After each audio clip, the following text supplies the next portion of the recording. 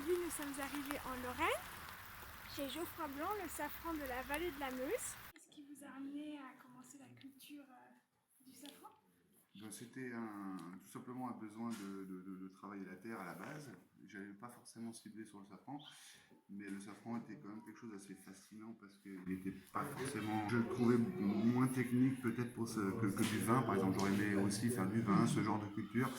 Et je trouvais que par rapport à mon profil initial, il m'amenait, voilà, il collait beaucoup mieux en termes de chimie ou autre. Il y avait vraiment quelque chose d'innovant à faire.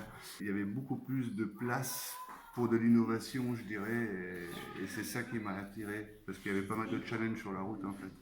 Et vous avez commencé depuis combien de temps? Et c'est la quatrième récolte là.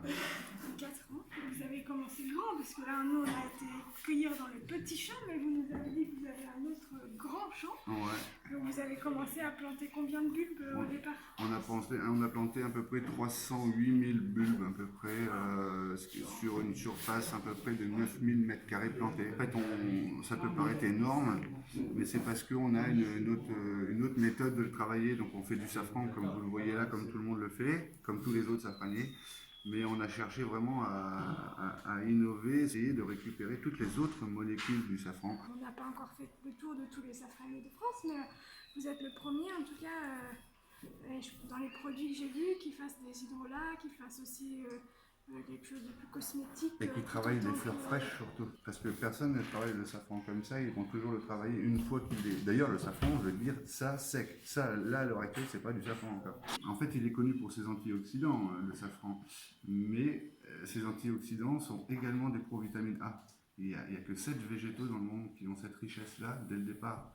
Il n'y en a pas beaucoup. Donc ne pas aller chercher à mettre ça en valeur, pour moi, c'est dommage.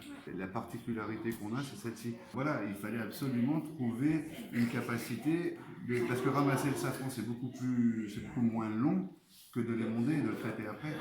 Et donc on a réussi par ce biais-là à gagner une vitesse de travail très intéressante.